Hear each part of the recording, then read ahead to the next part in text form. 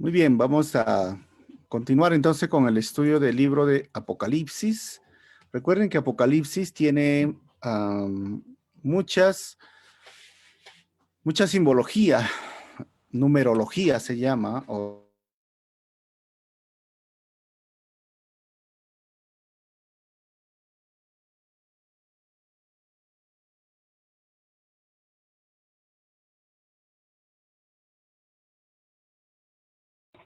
Estoy congelado.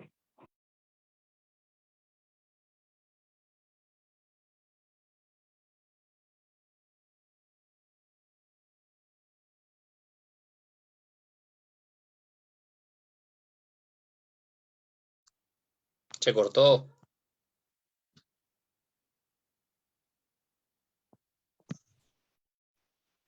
Está inestable, creo.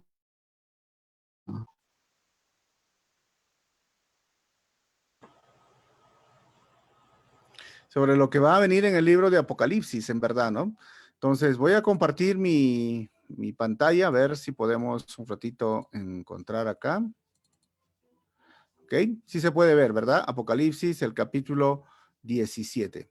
Vamos a estudiar, como les dije, hay muchas cosas que para nosotros pueden ser motivo de especulación, pero vamos a ir poco a poco. Cuando el texto es difícil, bueno, vamos a hablar de diferentes perspectivas, pero como hemos hablado siempre cuando hemos empezado este estudio, una vez que nosotros hacemos el método inductivo en el libro de Apocalipsis, es básicamente dejar que la palabra del Señor nos hable y no llegar a conclusiones donde la Biblia simplemente no ha llegado. Así que el título de este capítulo sería La caída de la Babilonia religiosa. En este momento, si pueden ver la cronología del libro Apocalipsis, ya vemos el arrebatamiento, vemos que han aparecido los caballos, acá arriba tenemos 7 sellos, hubo 7 trompetas y estamos en las 7 copas de la ira. Es decir, en nuestros estudios anteriores ya tenemos esta parte que ha sucedido de protección, ahora viene la etapa de la persecución, como está en esta flecha roja. Esta flecha roja nos hace ver de que ya las copas de la ira se han derramado y después como que en este momento sucede la caída de Babilonia, antes de la segunda venida del Señor y antes de llegar el milenio. Hemos hablado de que podríamos hacer un poco un cuadro de tratar de armar en forma cronológica, porque no está escrito de forma cronológica Apocalipsis en su totalidad. Entonces, pondríamos los capítulos, por ejemplo, en la etapa de la tribulación de los primeros 3 años, estaría el capítulo 5, el capítulo 7, el 1 al 8, obviamente el capítulo 4, después de esto, la iglesia no está ahí, ya en la tierra, sino no aparece, vamos a ver, hasta el capítulo 20, 19, 20 al final. Pero el capítulo 6, capítulo 11, hablamos de la tribulación, la abominación desoladora será el capítulo 8, el 1 al 5, y después viene el capítulo 10, capítulo 12, capítulo 13, y la etapa de la gran tribulación, estamos hablando ya capítulo 8, 9, 11, capítulo 15 y el capítulo 16. Paralelo a esto, que estamos hablando de las copas de la ira, perdón, ahí va a venir la caída de la Babilonia. Viene las bodas del Cordero en el capítulo 19 y sucede la segunda venida de Cristo, capítulo 19, dice, viene con las nubes, viene encima de un caballo, con un rey, con una espada aguda que sale de su boca. Y en el capítulo 12, del 1 al 5, hemos visto como un paréntesis, ¿no? ¿Qué hace ahí esa referencia al nacimiento de Cristo y al Mesías? Pero nos hace recordar un poco al final que este libro se centra en Jesucristo. No está centrado en una persona, en una iglesia, está centrado en Jesucristo. Después viene el milenio, del capítulo 20, el 1 al 10, y después vamos a ver el capítulo 20 y 21, ya es el juicio del trono blanco y la nueva Jerusalén. Entonces estamos aquí, la caída de Babilonia, son 2 capítulos, pero vamos a ver de qué se trata Babilonia. Todos tenemos que recordar ahora al Antiguo Testamento, en Génesis, los primeros capítulos del 1 al 11, que hablan de los orígenes, aparece este nombre de Babel y Babilonia. Así que vamos a ver primeramente el concepto de Babilonia, a qué se refiere.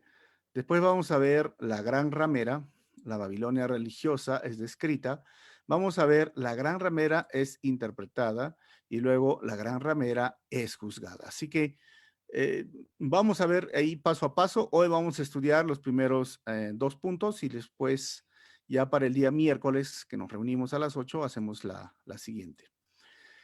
Hacer a manera de introducción.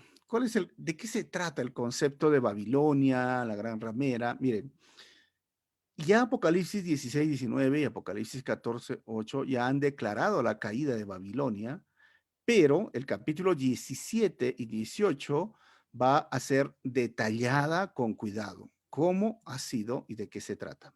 ¿Ok? Babilonia es mencionada 287 veces en la escritura, más que cualquier otra ciudad, excepto Jerusalén. Por eso tiene un tema de fondo que tiene que ver con lo que va a suceder aquí en este libro. Ahora, ¿cómo es el inicio? Bueno, vamos a leer un poco lo que dice Génesis. Cus fue el padre de Nimrod, los orígenes de Babilonia, conocido como el primer hombre fuerte de la tierra. Nimrod llegó a ser un valiente cazador ante el Señor. Por eso se dice como Nimrod, valiente cazador ante el Señor. Las principales ciudades de su reino fueron Babel, y de ahí viene Babilonia de Babel, Erech, Akkad, Calné en la región de Sinar. Y de esa región Nimrod salió hacia sur, donde construyó las ciudades de Nínive, Rehobot, Ir, Calá y Resén, la gran ciudad que está entre Nínive y Calá. Génesis capítulo 10, versículo 8 al 12. Entonces, cuando miramos Génesis 10, Nimrod, ¿qué tiene que ver? Y Babel, ¿qué tiene que ver? Bueno, se han encontrado en las obras antiguas representando un famoso cazador, Nimrod. Era un hombre que inició básicamente algo que hasta el día de hoy lo estamos estudiando. Como hemos visto, ¿cuáles son las características de Nimrod? Un hombre poderoso, primer hombre fuerte, o sea, la Biblia menciona realmente un líder. Cuando habla de fuerte, de poderoso, es un líder. Su nombre significa rebelde. Y vigoroso cazador delante de Dios, no se refiere que era conforme a la voluntad de Dios, sino cazador. Fundó Babel y Nínive, el inicio de lo que sería Babilonia y Asiria, dos pueblos contrarios al pueblo de Israel. Así que la palabra Babel significa dos cosas, ¿no? Bab significa puerta y él significaba Dios, es decir, una puerta a Dios. Por eso que ellos construyeron este tipo de, de pirámide, se lo podríamos llamar, que quería llegar, tener una puerta hacia Dios. Pero también significa confusión. O sea, en Babel nace la religión. Eso tenemos que tenerlo muy presente. ¿Por qué? Porque Dios, ustedes recuerdan, le había ordenado a los hijos de Noé que se dispersaran y poblaran la tierra después del diluvio, pero la civilización de Nimrod decidió desobedecer a Dios y unirse para inaugurar una religión. Entonces ahí sale Nimrod. ¿Y por qué hablamos, miren, Nimrod y qué tiene que ver esta imagen de la madre y el niño que surgió en Egipto? Pues esta historia de Nimrod tiene que ver con Semiramis, que era la esposa, y la cual ese es como estamos hablando, los orígenes de la adoración a la madre y al niño, los orígenes de la religión, los orígenes de la rebeldía contra Dios. Entra a actuar Semiramis. Semiramis era esposa de Nimrod y Nimrod muere. Ella estaba embarazada. En su embarazo inventa que su hijo Tamuz era la reencarnación de Nimrod. Entonces, a Semiramis se le declara la reina de los cielos. Y créanme, ¿quién lleva ese nombre, reina de los cielos? Hoy en Latinoamérica, el catolicismo, pues ya sabemos, ¿no? Se erigen imágenes de ella con un niño de brazos, de quien sale una aura de luz de sus cabezas. De ahí es Semiramis y Tamuz. Aquí nace la adoración a la madre y el niño. O sea, téngalo presente. Esto, cuando tú miras desde una perspectiva de lo que es religiones y sectas, donde estudiamos y lo hemos hecho por varios jueves en cursos de apologética, esto no es novedad, pues, ¿no? O sea, la adoración a la madre y al niño no es novedad cuando te pones a estudiar, porque ya hay imágenes en Egipto, en Arabia, en China, en Japón, los mayas, o sea, han tenido infinidad de personas o diríamos de culturas que han adorado a la madre y al niño, pero acá estamos hablando que de Babel, de lo cual procede Babilonia, surge Nimrod, esposa de Semiramis, muere Nimrod y su madre dice, es la reencarnación de Nimrod, por eso lo adoran cuando nace el bebé y ella es la madre. ¿Ok? Entonces, Semiramis, recuerden que distintas civilizaciones adquirieron la imagen como propia. En cada una de estas se la llama a la mujer la reina de los, reino de los cielos o la reina de los dioses. Por ejemplo, en Fenicia se la llamaba como Astarot y Tamuz. En Grecia, Afrodita y Eros. En Egipto, Isis y Osiris. En Roma, Venus y Cupido. En la India, en la China, los mayas, los incas y más. En el catolicismo, ¿cómo se le llama? María y el niño Jesús. O sea, no es nada más y nada menos que lo que ha hecho el catolicismo es agarrar un culto, una tradición, una religión, una estatua, una cultura, diríamos, de adorar a la mamá y al niño que estaba ahí por muchas civilizaciones. Entonces, esto es algo que nosotros necesitamos recordar porque es muy, muy importante tenerlo presente. Cuando sucede en el año 313, Constantino, este emperador, detiene la persecución contra la iglesia porque la iglesia hasta ese año sufrió muchas persecuciones y cuanto más la perseguían a la iglesia, surgía un efecto contrario. ¿Cuál sería? Que la iglesia se mantenía firme, sólida y seguía creciendo y había una pureza en el sentido de santidad, una pureza de decir soy cristiano en el testimonio y no importa si voy a morir, pero soy cristiano y muero por el Señor.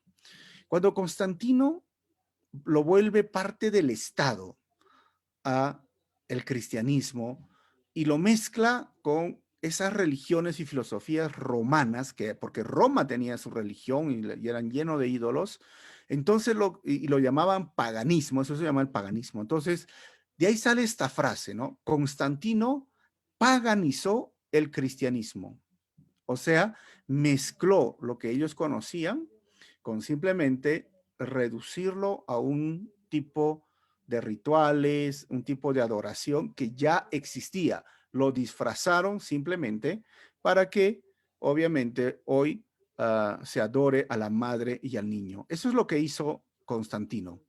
Desde ahí perdió fuerza la iglesia. Antes, como les dije, había convicción, yo soy cristiano. Ahora, con una vez que es parte del Estado y encima había este liderazgo de los obispos y luego los papas y que estaban a la par de los reyes y a veces encima de los reyes, entró el interés político, entró el interés personal. O sea, ya era una carrera para ascender a tener poder en lugar de ser una convicción propia del corazón. Entonces, en todas las culturas hubo esta adoración a la madre y al niño que se originó en Babilonia. Ahora se dice que hay más de 40 de las civilizaciones más antiguas de la Tierra tienen registros mitológicos o históricos del diluvio universal, pero también tienen de esta iconografía, ¿cuál sería? Adoración a la madre y al niño. Si tengo acá una imagen, miren, en Babilonia se miró Tamuz, que se hizo después. En Egipto, Isis y su hijo Horus. En Grecia, Afrodita. Luego, en Éfeso, perdón, se pasó Diana. Tenemos con Venus. Y en la China, si ustedes pueden ver, la diosa Xingmu. La Roma antigua era la fortuna y el hijo, pero después llegó a ser María. En la India, Devaki y Krishna, y en la Iglesia Católica pues llegó a ser la Madre María y el Niño Jesús. Así que esto ustedes pueden buscarlo en internet o googlearlo y van a ver que no estoy hablando algo extraño. Así que la Torre de Babel, como estamos hablando ahora, los orígenes, cuando hace esto Nimrod, el deseo surge por tener una religión, es llegar a través de los esfuerzos humanos al cielo. Eso es lo que sucedió. Era una autoexaltación escondida tras la religión. O sea, Babilonia llega a ser el símbolo de la religiosidad. Babilonia es la segunda ciudad más mencionada en la Biblia, como les dije, después de Jerusalén.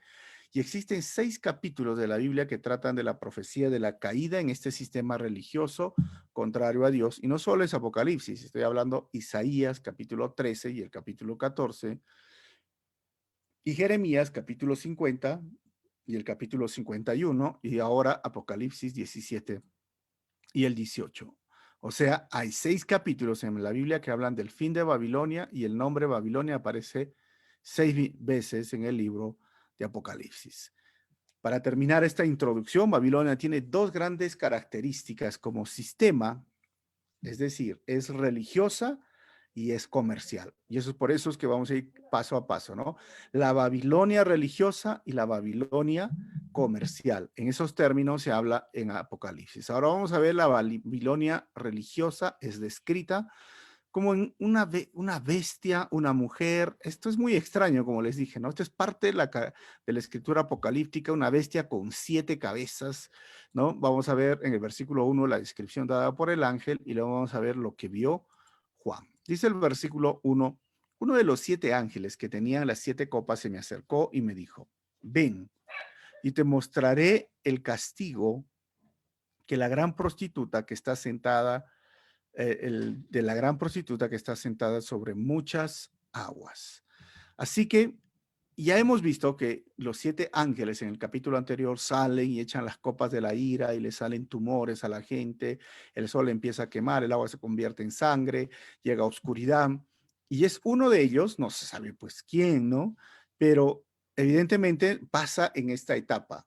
Y le dije, ven, te voy a mostrar el castigo de la gran prostituta que está sentada sobre muchas aguas. Entonces, las preguntas salen, ¿no? ¿Cómo va a ser el castigo? ¿Quién es esta gran prostituta? ¿Y qué significa que está sentada sobre muchas aguas? Porque recuerden que la palabra aguas siempre se refiere a multitud o personas. Y acá es como que Juan está ahí en la isla de Patmos y mira una imagen, ¿no? Una imagen. Y es tanto religioso, es tanto comercial. Sale este dragón con 7 cabezas, una mujer. ¿Qué es esto? Bueno, uno de esos 7 ángeles, algunos dicen, se cree que este ángel que se acerca a Juan es el mismo que en el capítulo 14, versículo 8, dio el mensaje de la caída de Babilonia, porque si ustedes se ponen a ver, dice, ha caído la gran Babilonia, ha caído, solamente dice esto. Probablemente es el mismo ángel, probablemente, pero al final, como digo, no podríamos asegurar y decir es, sino llegar a decir podría ser. Ahora no es tan relevante, ¿no? ¿Y qué significa el castigo de la gran prostituta que está sentada? En ese tiempo, bueno, y hasta el día de hoy, una prostituta, una ramera, es aquella que se vende al mejor postor. Es decir, su castigo ahora ya está determinado. Esta mujer entonces está representando un sistema político religioso que va a regir en los últimos tiempos en cabeza del anticristo. Ahora Babel es donde nació la idolatría organizada como religión, por eso era importante hacer esa introducción. Y Babilonia entonces es la primera ramera o la prostituta, la madre de ellas, por eso se llama la madre de ellas. O sea, el primer sistema de inmoralidad espiritual. En la Biblia hemos visto, hermanos, que para Dios la idolatría es sinónimo de prostitución espiritual, de adulterio espiritual, de fornicación espiritual. O sea, son los mismos sinónimos porque a veces algunas personas dicen, pero qué ofensivo puede haber que yo adore una imagen, qué ofensivo puede ser que yo adore una estatua o un ídolo, ¿no? Al final no estoy adorando al ídolo, estoy adorando la representación de lo que está detrás de ese ídolo. Pero en la Biblia, en todo el Antiguo Testamento, es pecado, es ofensivo, es abominación para el Señor, tanto en el Antiguo Testamento como en el Nuevo Testamento. Lo vuelve a decir ahora en Apocalipsis. Esto no le agrada al Señor. Entonces, esa representación de ese sistema es lo que está representando ahora la gran prostituta, Babilonia. Hay una palabra que se llama ecumenismo. Hace algunos años, Papa Francisco llamó a las religiones del mundo a unirse, un llamado a formar una sola religión mundial. ¿Qué les parece esto, no? En la imagen de muchas personas, de religiones o grupos, representantes, la idea es que tengan una sola religión. Y esto se llama ecumenismo. Y créanme que el llamado a muchas iglesias católicas es vivir una vida ecuménica.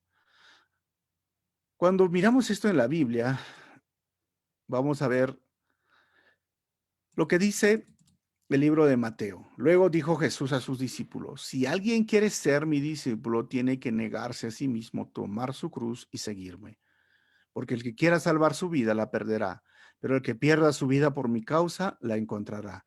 ¿De qué sirve ganar el mundo entero si se pierde la vida? ¿O qué se puede dar a cambio de la vida? Miren, Jesús estableció como principio es negarse a sí mismo, es no lograr ni querer ganar el mundo. Pero a veces a través de la religión muchas personas quieren esto, ¿no? Ganar el mundo entero. Pero la verdad es que nosotros estamos llamados, sí, a cumplir la misión de Dios, pero no a vivir una vida ecuménica con otras religiones o sectas que por lo menos algunos dicen, pero están buscando la paz, ¿no? Podemos, en lugar de estar odiándonos o criticándonos, siempre hay por ahí personas que hablan esto, ¿no? Pero no se va a poder lograr la paz, ¿no? No se va a poder lograr. Jesús mismo dijo, yo no he venido a traer paz, sino disensión. Y si tú quieres ser mi discípulo, tienes que negarte a ti mismo. Toma tu cruz y sígueme. Si quieres salvar tu vida, la vas a perder. Pero si quieres perder tu vida, la vas a encontrar. Eso siempre es el costo del discipulado y del cristianismo. Ahora, versículo 2 dice, con ella cometieron adulterio, porque eso se llama adulterio espiritual, los reyes de la tierra. ¿Quién ha estado siempre con los reyes de la tierra? Y los habitantes de la tierra se embriagaron con el vino de su inmoralidad. Miren, reyes, ¿quiénes? Si ustedes ven la historia de la Edad Media, después de que, como les dije, llega a ser parte del Estado, el Imperio Romano cae, eh, y después surgen otros reinos, surge Francia, ¿no? Surge Inglaterra, Alemania, siempre estuvo al lado de los reyes, y todos los reyes y muchos papas cayeron en una inmoralidad. El poder lo manejaron de una forma distorsionada, mezclaron religión con poder político. Mientras se nombraba, ellos se podían someter al papa para que sean nombrados reyes, al final tenían unas vidas inmorales. Y fue tanto así, ¿se acuerdan de la etapa de las cruzadas, cuando quisieron ir y conquistar Jerusalén? Al final levantaron en un momento un grupo que pueda ser representante de Dios, pero al final terminaron hasta corrompiendo todo este grupo, y al final hoy se dice mucho de los principios de la Iglesia Católica. Por eso cuando habla el texto dice, se embriagaron con el vino de su inmoralidad. La inmoralidad al final es un desorden en la conducta sexual y se compara con el desorden inmoral religioso. Y acá el ángel está usando la imagen de beber licor o emborracharse como una representación de la combinación espiritual a la que esta mujer ha llevado a las naciones. Los ha llevado a qué? A adorar ídolos, a adorar imágenes y no a adorar al único y verdadero Dios. Y si vamos a través de la historia, como los hombres y mujeres, cómo vemos a ver a los hombres y mujeres en el poder se embriagaban con esta religión pues humanista y llevaban a los pueblos a contaminarse. Eso es lo que hizo el catolicismo, aunque se dice, pero ¿será el catolicismo? ¿Será Roma? Bueno, vamos a ir viendo poco a poco. Dice el versículo 3, luego el ángel me llevó en el espíritu a un desierto. Allí vi una mujer montada en una bestia escarlata. Miren, una mujer montada. Y esta bestia estaba cubierta de nombres blasfemos contra Dios y tenía 7 cabezas y 10 cuernos. ¿Sí? Como esta mujer, ¿no? Con su copa, te llama, sería extraño que esté así como montada en un dragón con 7 cabezas, tiene el vino, su copa de oro. Por eso digo, es parte de la escritura apocalíptica. Y esta bestia escarlata, a la que hace referencia, es la primera bestia que encontramos en el capítulo 13. ¿Quién sería esta bestia? El anticristo. Porque si miramos así, ¿no? Como sale del mar y que tiene pies de oso y 7 cabezas y los cuernos, al final recuerden que es un personaje. Se trata de una persona que va a ascender de una forma muy rápida, porque Daniel dice que hay 3 cuernos, derrumba los cuernos y él sale, es decir, va a ser muy astuto, va a tener un poder religioso perdón, político, y el poder religioso siempre ha estado unido al poder político en todos estos años. Pero ¿qué poder religioso? Porque hay muchas religiones, ¿no? Están los musulmanes, están los budistas, está el catolicismo, cristianos y todo esto, ¿no? Pero ¿qué religión es la que ha tenido más influencia en los reyes? Pues créame, es el catolicismo. En toda la historia hemos visto esto. Entonces este hombre va a aparecer y como que la mujer va a estar sentada, ahí dice versículo 4, la mujer estaba vestida de púrpura y escarlata y adornada con oro, piedras preciosas y perlas.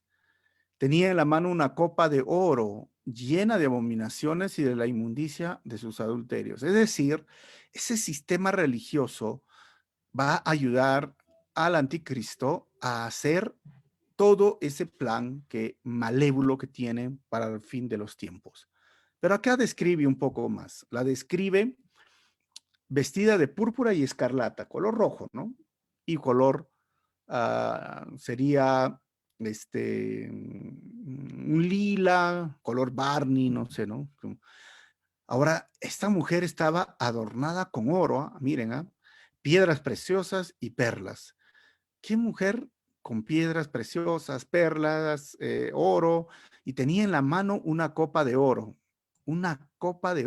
llena de abominación? O sea, si la miramos, una imagen podría ser así, ¿no? Mire, con su copa de oro, este color, como le dije, medio púrpura, así Barney, con joyas y todo. Esta mujer en este momento es el contraste directo a la novia de Cristo que nos va a representar en el capítulo 19, porque la novia, la iglesia, es representada con blanco, un color blanco de la pureza, de la santidad, pero también que se guarda para el novio. En cambio, esto es todo lo opuesto, ¿no? Es un contraste porque esta mujer se ha metido, dice, con muchos amantes. Esta mujer es el contraste directo a la madre de Jesús que nos presentó en el capítulo 12 también. Y esta mujer sería la anti-iglesia. Y Dios asemeja a lo que esta mujer esta falsa religión hace en la humanidad. ¿Qué hace? La embriaga. En cambio, Dios da amor, ¿no? Y cuando dice que en la frente llevaba escrito un nombre misterioso, la gran Babilonia, madre de las prostitutas y de las abominables idolatrías de la tierra. Ese es el nombre que llevaba esta mujer así. Ahora, si pondríamos una imagen, esto sería extraño, ¿no? Miren, 7 cabezas, la bestia, la mujer, la copa de oro. Por eso es que la escritura apocalíptica nos muestra, esta bestia no es esta bestia, es un personaje y es alguien que trabaja en conjunto. Y cuando llevaba ese nombre escrito, era costumbre en esa época que las rameras de esa época podían usar nombres llamativos para atraer a sus clientes. Y obviamente esta mujer tenía Babilonia, la madre de la abominación de toda la tierra. Tenía su nombre, era tradición. Y es curioso ahora, ¿quién es esa mujer? Ahí vamos a ver, ¿no? Ya hemos visto y dice, oye, pero qué raro, ¿no? Está el color de su vestimenta, la forma en que se adorna, una copa, que ahí están las abominaciones, los adulterios. ¿Quién es el que ha hecho o que representa lo que ha hecho en toda la historia de la iglesia? Miren, muchos creen que esta mujer es la Iglesia Católica. Uy, yo digo muchos, ¿sabes? Porque tú empiezas a leer los comentarios y todo. La Iglesia Católica, y algunos, yo no quiero ofender, bueno, pero ¿por qué?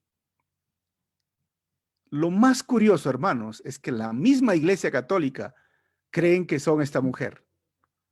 Dicen, ¿what? Sí, sí, la misma iglesia dice, ellos son.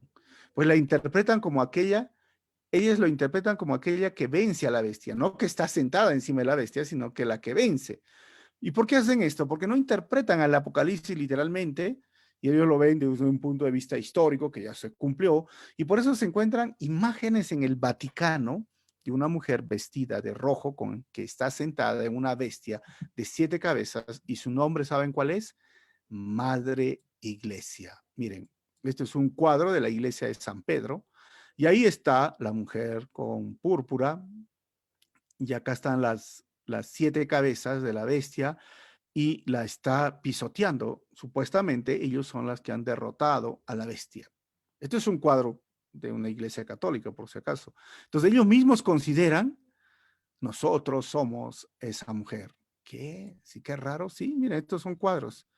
Cuadros que uno puede encontrar y que están pisoteando a la bestia de 7 cabezas, ¿no? Pero la Biblia dice que estaba encima de las 7 cabezas. Ahora yo lo muestro un video una foto donde está sentada y con su copa, pero ellos consideran que son, y la llaman la Madre Iglesia. Pero es curioso que los líderes o el Papa siempre tienen este color, ¿sabían? Este color púrpura. ¿De dónde salió ese color púrpura? Obviamente, pues que los emperadores romanos se ponían ese color púrpura. Por eso les decía que cuando Constantino hizo legal la iglesia, dejó de perseguirla y luego se presentó un líder de la iglesia, no existía el catolicismo, entonces empezaron a ponerse ropas decorativas. ¿Y qué color eligieron? El rojo. O sea, si miramos en el fondo del contexto, Juan está representando en ese momento, en el año 95, cuando se escribe Apocalipsis, si leíamos esta carta de Apocalipsis y a quién está representando esa bestia, está diciendo es Roma.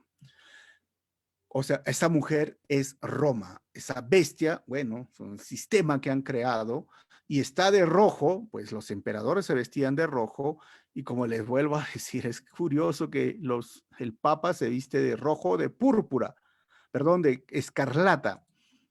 Pero anteriormente, y en muchas ocasiones, los sacerdotes también se han vestido de púrpura.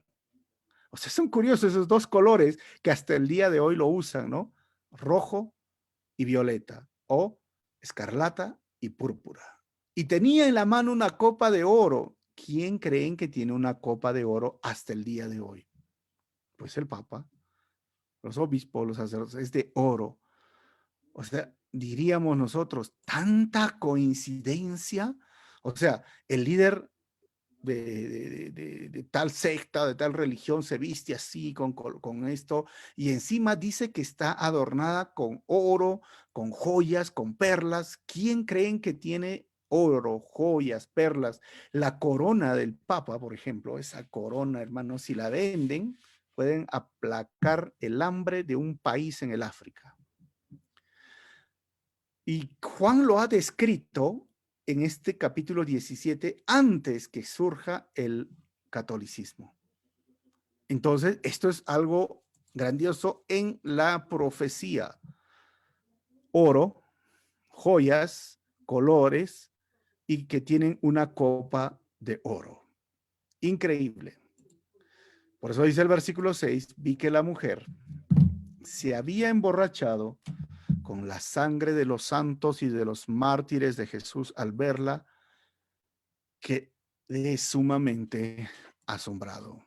¿Quién hizo esto aparte de Roma? Hermanos, en muchos años, Roma, si podríamos decir, se ha llenado de la sangre de los mártires. Como les dije, los emperadores se vestían de rojo con ese manto y han matado muchas personas. Y si miramos eso desde la perspectiva de Juan y sus primeros lectores, es Roma. Roma como el imperio romano. Si miramos a la luz de la historia de la iglesia, Pues con la Santa Inquisición se mató miles de personas, los quemaron vivos. Antes que surja la reforma, Juan Hus, por ejemplo, fue quemado vivo, vivo, hermanos. ¿Por qué? Por hablar de la salvación. Mira, si tú estuvieses en esa época y tenías un libro de la Biblia traducido a tu idioma, eso era blasfemia, era pecado y era sinónimo de llevarte a la hoguera. Si tú decías que la iglesia no tenía la autoridad, a la hoguera. Si tú decías X razones, por cualquier razón, te mataban. O sea, habían grupos pequeños que surgieron ahí y muchos fueron perseguidos y muchos en la Reforma murieron. Entonces, ¿fue el Imperio Romano? Sí. ¿Fue el catolicismo en esos años? Sí. Recuerden que la Santa Inquisición llegó también acá a Lima o al Perú y estuvo también en Argentina, pero mataron muchas personas, muchas, la sangre de aquellas personas. Aún cuando llegaron y saquearon América, les trajeron la Biblia. ¿Recuerdan esta historia con los incas? ¿No? El inca tiró la Biblia, sinónimo de qué? Le cortaron la cabeza, los golpeaban. O sea, realmente hicieron cosas detestables en el nombre de Dios. Había emborrachado con la sangre, se había emborrachado con la sangre de los santos y de los mártires de Jesús. Para la época de Juan, como les dije, era fácil representar a esta mujer con el imperio romano, pero después se cree que este imperio mató a más de 6 millones de cristianos antes del año 320, cuando llegó a ser parte de la iglesia, o mejor dicho, del gobierno, y Constantino lo frenó. Pero 6 millones, obviamente. Y la palabra santo se refiere a los hombres ejemplares de esa fe en el primer siglo. La palabra mártir vendría a ser palabra testigo, ¿no? Definitivamente se refiere a este periodo de la historia, pero no únicamente a este, sino a todos los muertos que los sistemas humanos han cobrado dentro de la iglesia, siendo ese último sistema el que más persecución traerá. Juan está supremamente asombrado de la exactitud de las cosas que están siendo reveladas. Vuelvo a decir, la religión ha sido un invento del ser humano para reemplazar el lugar de Dios. Un intento barato de querer llegar a Dios, porque no se puede llegar a Dios a través de la religión. Dios hecho humano, Jesucristo, nunca les gustó esas religiones o esos religiosos y esos sectaristas llamados fariseos, saduceos, siempre estaba en contra de ellos y siempre los denunciaba, les diga, hagan lo que dice, pero no hagan lo que hagan. Ustedes son sepulcros blanqueados, generación de víboras. O sea, Dios quiere una relación pura, verdadera, con el Dios en espíritu. Él está buscando adoradores que lo adoren en espíritu y verdad, no que lo hagan a través de una imagen, una estatua, un ídolo, un sistema que simplemente ha traído corrupción, y se han denunciado últimamente, sí, por todo lo que está surgiendo en nuestro mundo. Han destapado y ha salido a la luz denuncias de cuántos inmoralidades se han producido dentro de la iglesia católica y han tapado, han mandado mucho dinero. Y hoy por las redes sociales no se puede tan fácil tapar, pero ha salido algunos a la luz y algunos sí los han tapado. Y es triste lo que sucede hoy en nuestros días. Aquellos sacerdotes que están siendo hoy denunciados por todas las cosas que han hecho inmorales, pero también la Iglesia Católica con la Santa Inquisición se había emborrachado con la sangre de los santos y de los mártires de Jesús. Vamos a terminar con unas conclusiones. Primero, el sistema religioso que vemos hoy no es nuevo, hermanos. Eso surgió en Babilonia, así que la religión es el intento del hombre para acercarse a Dios.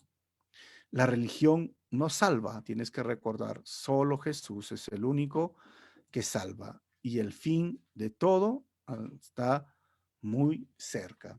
Así que si tú piensas que, oye, adorar a la madre y al niño es algo que nuevo, valioso, yo lo descubrí, empezó miles de años atrás y más de 40 culturas adoran a la madre y al niño. Y qué extraño que surja en Roma, y qué extraño que surja cuando los romanos mismos adoraban a la madre y al niño. Así que pónganse a pensar a quién realmente están adorando. Y Dios es espíritu, y solo merece ser adorado en espíritu y en verdad. Vamos a cerrar nuestros ojos. Señor, te damos gracias en este momento. Gracias por tu palabra. Ayúdanos, Señor, a serte fiel a ti cada día. Y oramos por aquellas personas que están sumergidas en el error, en el engaño, adorando ídolos, cuando tú detestas la idolatría. Y la idolatría para ti es sinónimo de adulterio espiritual, es sinónimo de fornicación espiritual. ¿Por qué? Porque te quiere reemplazar a ti, Señor, en la adoración. Ayúdanos, Señor, a predicar, a enseñar con paciencia, pero sobre todo oramos por la salvación de aquellas personas, amigos, familiares que tenemos que todavía están sumergidos en el catolicismo, porque el catolicismo no va a salvar, la religión no salva, solo tú puedes salvar, Señor. Gracias por este estudio. En tu nombre oramos así. Amén.